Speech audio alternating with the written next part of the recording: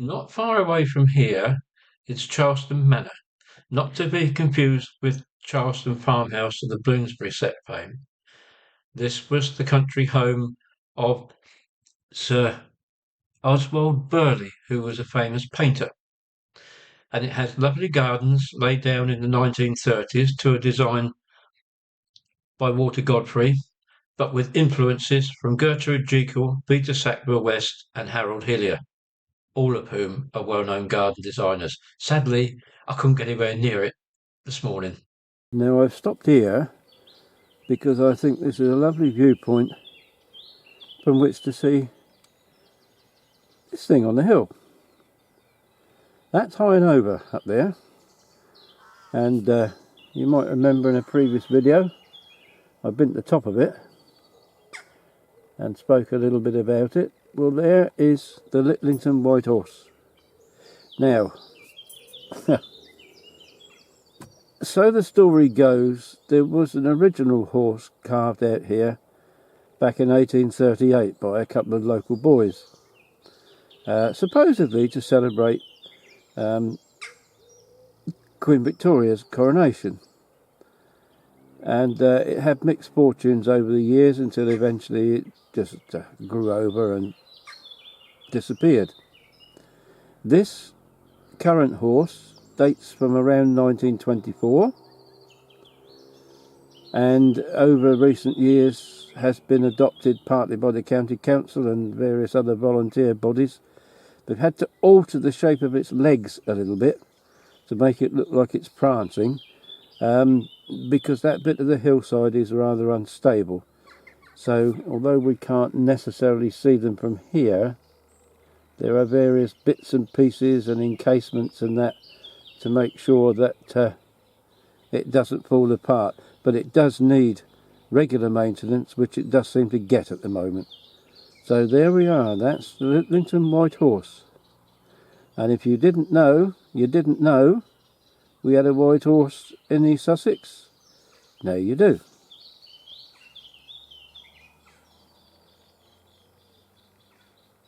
And I think that's a rather nice view as we pan back through the trees there, and I think that cow agrees with me. There we are. Now I'm literally standing on a road to nowhere and a car has just gone past. I am heading into Friston Forest. Now, many years ago the scenery would have been very much different.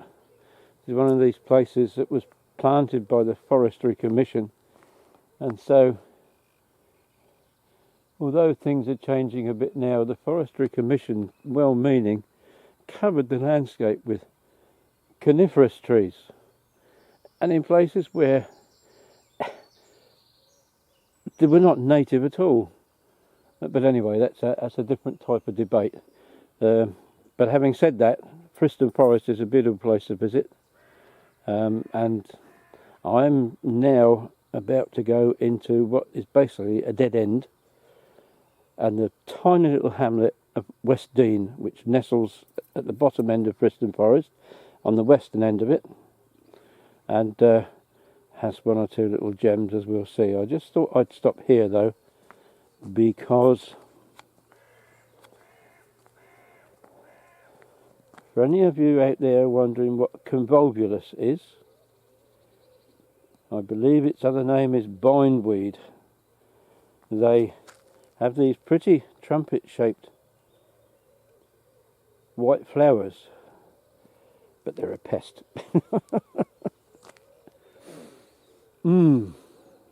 The sun hasn't got up over here yet. It'll be a while before it does. But I just thought could capture the atmosphere now. This is very interesting. Do you see this all the way down through here? It's been trampled, hasn't it? But there's nothing the other side. Or so you would think. But there's evidence of a bit more trampling somewhere else. My guess is, and it's only a guess,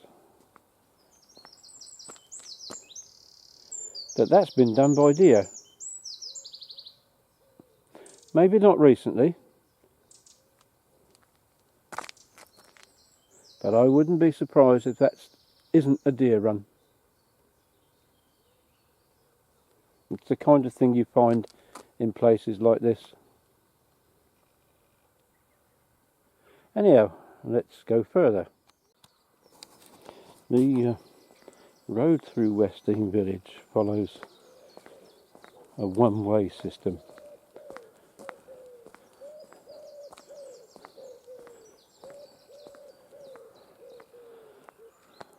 Looking down through there over lands that were once known as the lamplands or the taperlands, and these were fields that were rented out, the revenue from which paid for the lamps and the tapers to keep lights burning in the church. I'm going to go along past here. That's a nice old front door, isn't it? This is the old parsonage, reputedly the oldest inhabited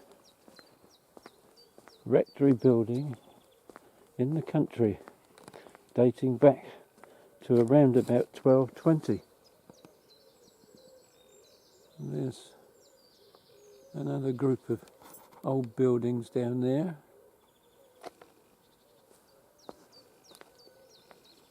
I've come up here a little bit so that I can come away from open windows, etc. There, you can see, quite easily believe that some of these parts date back from the 12th century, can't you? God. But here is the parish church of All Saints, Westdean. And now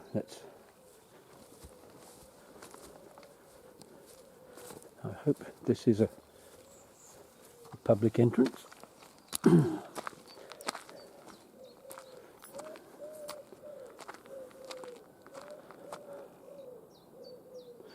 Another one with a shingle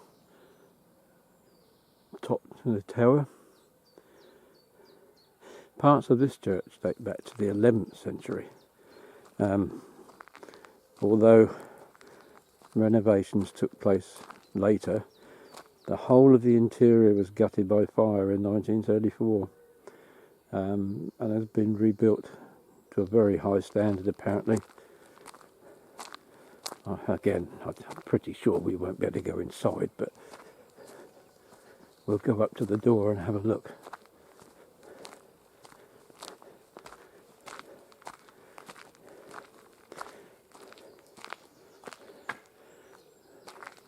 This is quite a substantial entrance here when you look at it.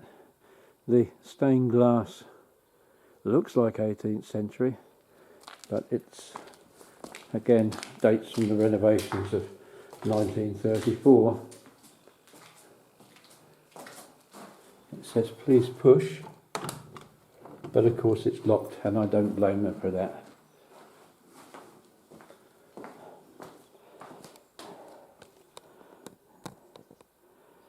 Ah, 1728, Under the Stone, Edward Alfrey. And in Old English, look at that. Wow. Very well done. This appears to be part of the restoration work in here.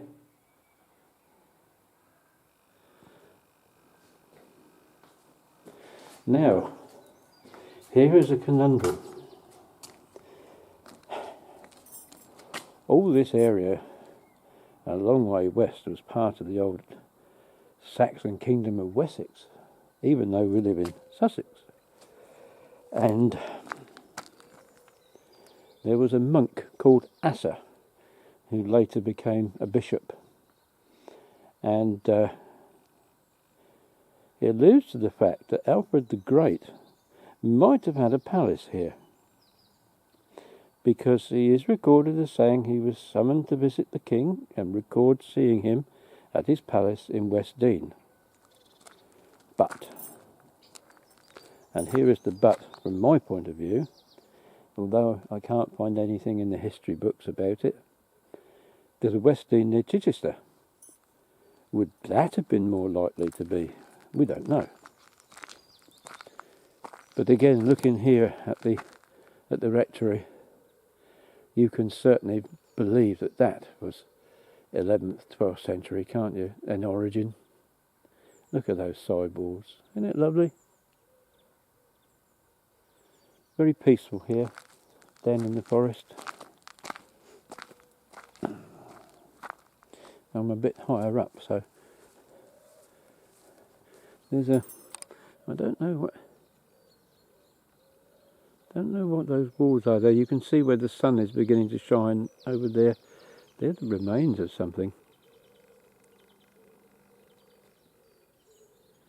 Was there a palace here for King Alfred?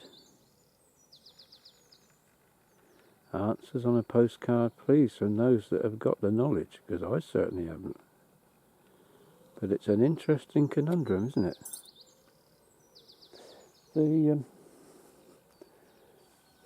Oh yes, there has to be the tree. At least one. There are little areas of mown grass here for walk through, but most of the graveyard, unfortunately, is rather overgrown these days.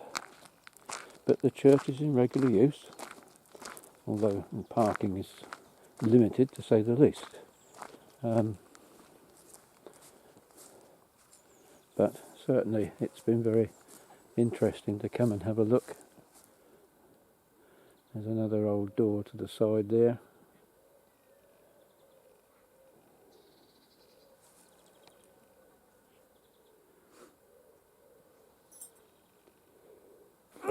Excuse me. Oh. And various little, what do you call them, mausoleums? Esophaguses? I don't know. No, not esophagus. Sarcophaguses. You know what I mean.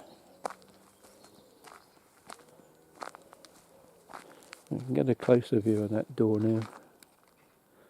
Sorry for the panning too fast with the camera. Keep forgetting this is super sensitive. Look at that.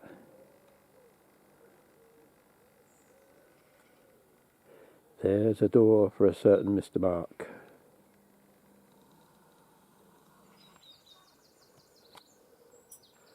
Lovely.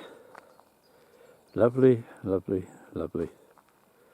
And you wonder why I get up early in the morning? You don't see this if you don't get up. Oh, there's another nice touch. There's a defibrillator here. But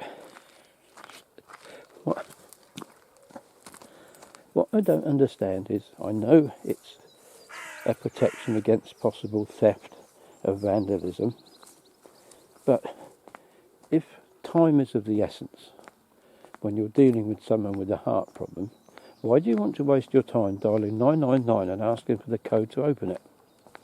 It seems pointless to me.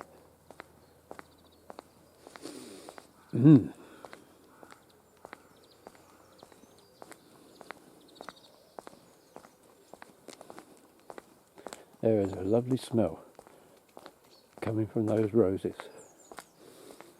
Beautiful. Right, time to move on. I don't want to dwell here too much because there's windows open, but just a quick view around this side of West Dean village. Some lovely old houses here, and the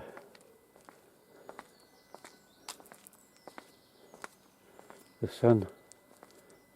Oh, look at that up on the roof there.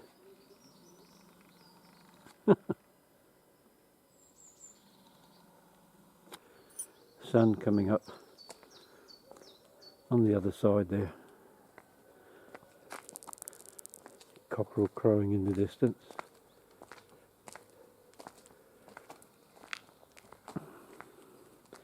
How would you like to live here?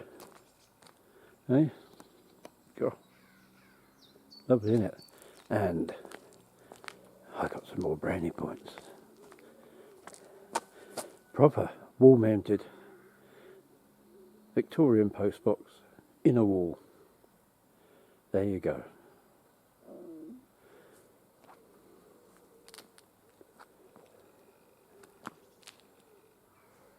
Lovely. There's a lovely house for sale here if you want it. But look at this. This is the kind of shot I like to get for you.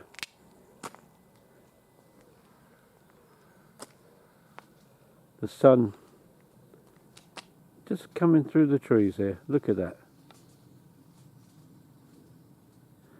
Welcome to my kind of morning. As I say, we are still in West Dean. I've been right round the one-way system.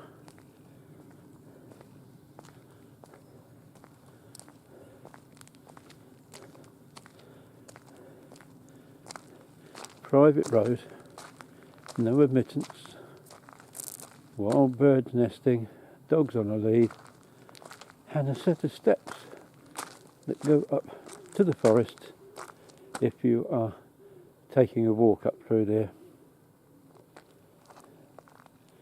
It says wild birds nesting.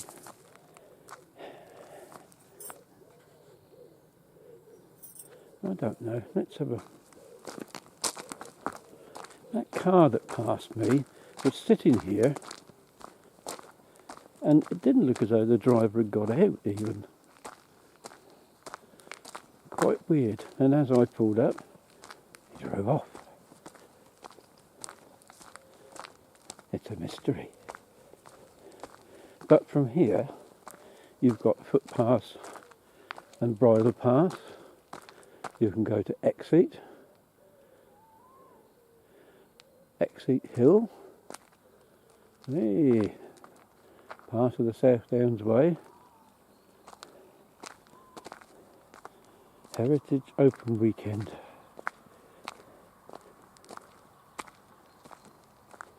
Sounds like there's another vehicle coming along. But this is the pond. And it's a bit disappointing because it can't be the same car coming back. No, I don't think it is. No. It looks rather stagnant these days, unfortunately.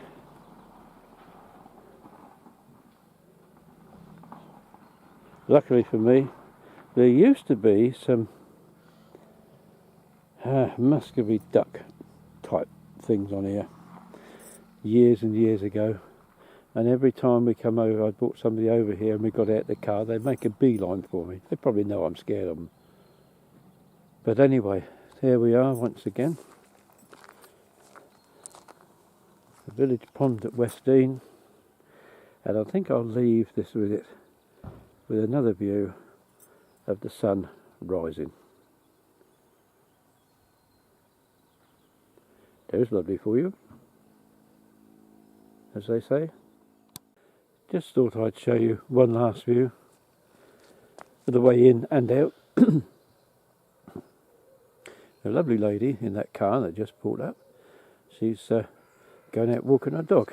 And she said she's a bit late. I said, well, I don't think you're late. I said, you come just at the right time with the sun coming up. If you've got to go out, this is the way to do it.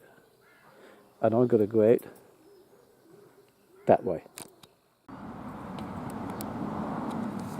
I'm here at Preston and another church, St Mary the Virgin, with a special type of gate. Anybody know what type of gate this is?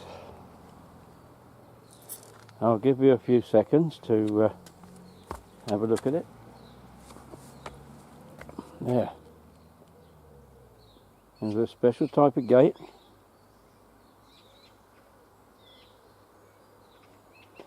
very few left. Only about half a dozen, I think.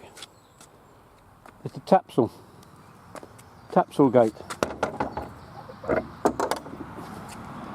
You could open it for people to pass through, but close it very quickly against livestock. I'll put an addendum in there to tell you a bit more about the Tapsell gates. But anyway, it's a bit dark this side because the sun's round the other side. Another one here, look, with not weatherboarding, it's got tiling there instead of weatherboarding, but some weatherboarding would have been there at one time, I think, and shingles on the top.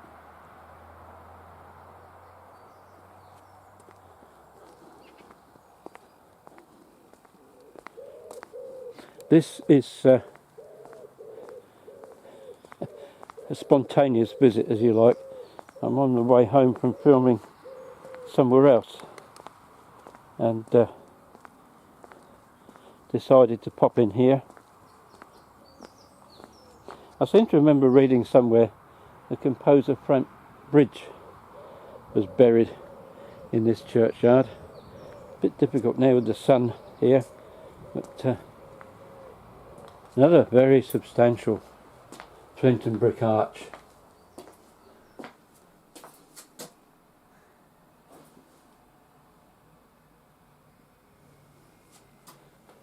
Please do not leave this door open when visiting the church. Unfortunately, once again, it's shut. That was a great surprise to find the other church open that week. But there we go. Unfortunately, nothing here to do with its history. I am going to have to go and have a look and again put an addendum into it. Excuse me. Seems to be relatively well maintained. What are we looking at here? Saxon, possibly, origins.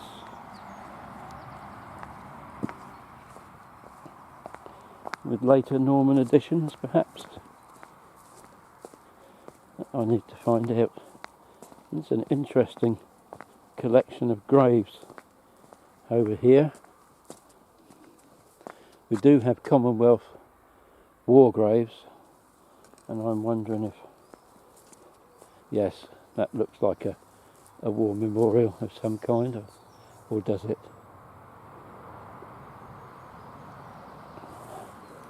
It's very difficult to tell. Hard to read some of these engravings afterwards. 1940, no, memory of Francis James Maitland, Major of Friston Place. This must be the Maitland family then.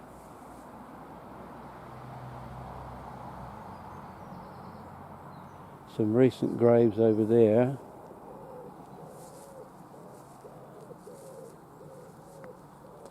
In which case I don't know where the war graves are. Perhaps it's those over there. I'm not going to go onto the grass. There's an interesting thing I learnt about Friston. Now, what was his real name? John Eric Bartholomew, better known as Eric Morecambe of Morecambe and Wise, can trace his history back to the Bartholomews of Friston. There. That's something you didn't know, wasn't it, eh?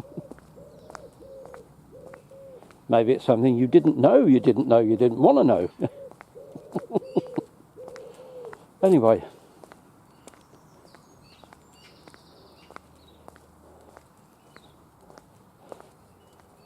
Not many historic buildings in today's Friston. What am I looking at? I'm looking over this way towards Crowlink, and I think this is where some of the older properties in Friston would be. I'm not going to go down there this morning.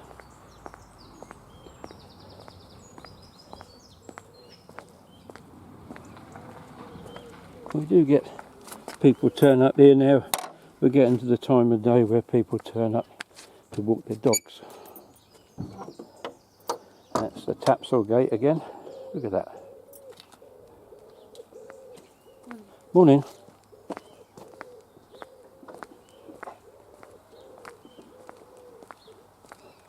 And that is the road down to Crowlink. It's all National Trust and everything now. And here is Friston Pond. Now, I'm glad to see that there is actually water in it, because at various times it does dry up. It dried up completely, and as you can see here, was rejuvenated in 2012. And there's an idea of some of the fauna you can get here. Spotted flycatcher has been seen.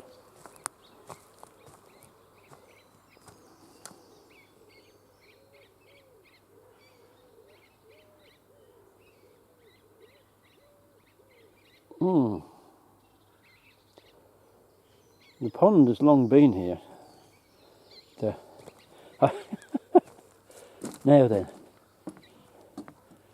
where's the... They've probably moved the bus stop now, but there used to be a bus stop. Here it is, I think. If I move slightly to the... No, perhaps not. Anyway, it used to be right there on the corner in front of us. And in the old days, Southdown used to use buses they called Cuckmeres. And the doors were at the front, they're electronic doors, but they had grab rails on the outside. And so the story from one Southdown bus conductor goes, there was this old chap, used to wait here regular for the number 12 to Brighton. And he was a very rude chap. And he would never put his hand out to stop the bus because it was a request stop. He'd wait until almost the last minute and then raise his stick. So apparently one day this crew decided that if he was going to be there and he did that, they wouldn't stop, because technically he wasn't giving him enough time to stop the bus. Well, apparently up the hill they came, round the corner here, and there he was. Right at the very last minute he raised his stick. Only this time he raised it with the crook away from him, and you guessed it, it caught the grab handle on the outside of the bus, spun him round and sent him backwards into Friston Pond. I was told by the Southdown people that was a true story, and he saw the funny side of it in the end and actually turned out to be quite a nice chap afterwards. But I don't know, maybe there's some Southdown, ex-Southdown staff watching this that might be able to verify that or otherwise, but it's a fun story and nobody was hurt. So there you go. Oh, what have we got over there? Looks like moorhens. That's nice to see. Are they moorhens or coots? Where are we?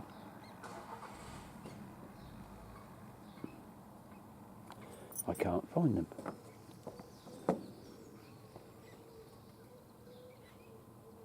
Coots.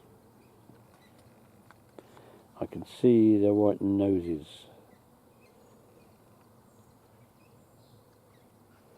There's the tree.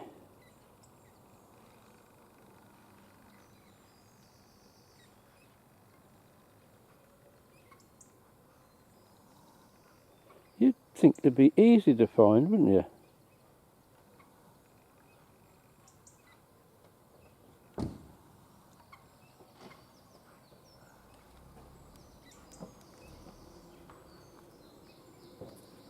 Experts in camouflage.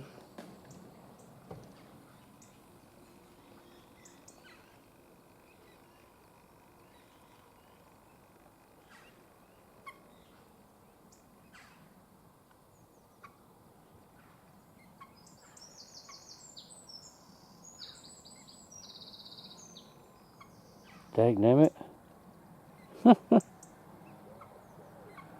Wow. Disappeared into the reeds. Anyway, it's good to see them, and nice to see that there's plenty of life in the pond, and let's hope there will be for many years to come. I say over there's some more perhaps of the older properties of Friston, but then as you go down the hill you start going into the new estate that was built probably in the 1920s and 30s onwards, which joins with East Dean as you go down the hill.